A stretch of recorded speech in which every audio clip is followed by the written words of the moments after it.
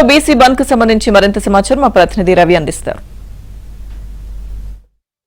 ఖమ్మం జిల్లా వ్యాప్తంగా బంద్ కొనసాగుతోంది. బీసీ సంఘాల నేతలు ఖమ్మం బస్ డిపో ముందు బైఠాయించి బంద్ చేపట్టారు. జిల్లా వ్యాప్తంగా కూడా బంద్ కొనసాగుతుంది. బీసీ రిజర్వేషన్లకు చట్టబద్ధత కల్పించాలి, బీసీలకు 42 రిజర్వేషన్లను తెలంగాణ రాష్ట్రంలో అమలు చేయాలని చెప్పేసి డిమాండ్ చేస్తూ బీసీ సంఘాల నేతలు ఈరోజు తెలంగాణ బంద్కు పిలుపునిచ్చారు. తెలంగాణలో బంద్ కొనసాగుతుంది. ఖమ్మం జిల్లా వ్యాప్తంగా కూడా బంద్కు బీసీ సంఘాల నేతలు పిలుపునిచ్చి బంద్లో పాల్గొంటున్నారు. ఖమ్మం బస్ డిపో ముందు బీసీ సంఘాల నేతలు బైఠాయించి బస్సులు కూడా బయటికి రాకుండా అడ్డుకొని తమ నిరసన వ్యక్తం చేస్తున్న బీసీ సంఘాల నేతలు మనతో ఉన్నారు. వారితో ఒకసారి మాట్లాడదాం.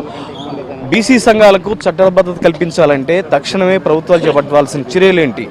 తక్షణమే పార్లమెంట్లో చర్చించి పార్లమెంట్లో బిల్లు పెట్టి రాజ్యాంగం 9వ షెడ్యూల్లో చేర్చాలి. ఇది చేయాలంటే ఇప్పుడు తెలంగాణ అసెంబ్లీలో ఏకగ్రీవంగా పాస్ అయింది. తెలంగాణలో ఉన్న రాజకీయ పార్టీలే పార్లమెంట్లో కూడా ఉన్నాయి. 17 మంది పార్లమెంటు సభ్యులు తెలంగాణ నుంచి పార్లమెంటుకు ప్రాతినిధ్యం వహిస్తారు. ఏ పార్లమెంటు సభ్యుడు కూడా, అది అధికార పక్షమా లేదా ప్రతిపక్షమా, ఏ సభ్యుడు కూడా ఈ యొక్క తెలంగాణ అసెంబ్లీ బిల్లు గురించి చర్చ పెట్టలే కనీసం. ఇది సుప్రీంకోర్టు 3 జడ్జిమెంట్ ఇచ్చింది. 3 జడ్జిమెంట్ కూడా ఏమని చెప్పింది?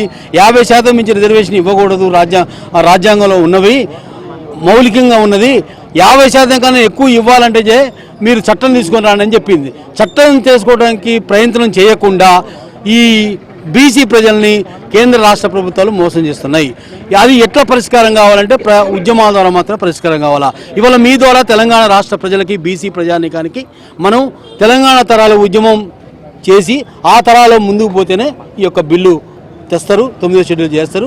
అందువల్ల మీ ద్వారా ప్రజలకి నేను అందరూ ఈ రోజు ఏదైతే బంద్లో పాల్గొన్నారో భవిష్యత్తులో బిల్లు వచ్చే వరకు పోరాట క్రమంలో ఉండాలని చెప్పేసి కోరుకుంటున్నాను. అందరూ కూడా మేము బీసీల పక్షాన్ని నిలబడ్డా ఉంటున్నారు, కానీ బీసీ రిజర్వేషన్ల చట్టబద్ధత మాత్రం ముందుకెళ్ళిన పరిస్థితి ఏమంటారు మీరు?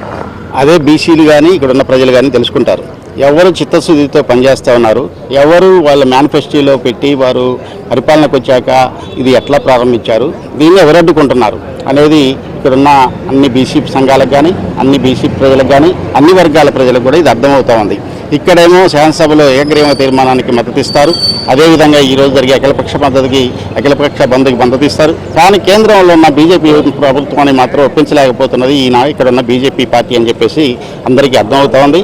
ఇది తప్పకుండా కూడా మరి న్యాయమైన కోరిక ఈ రోజు కాకపోయినా ఏ రోజుకైనా ఉద్యమం ద్వారానైనా ఇది సాధించుకొని తీరుతామని చెప్పేసి ఈరోజు అఖిలపక్షాలు కూడా చెప్తా ఉన్నాయి, అదేవిధంగా బీసీ సంఘాలు కూడా చెప్తా ఉన్నాయి.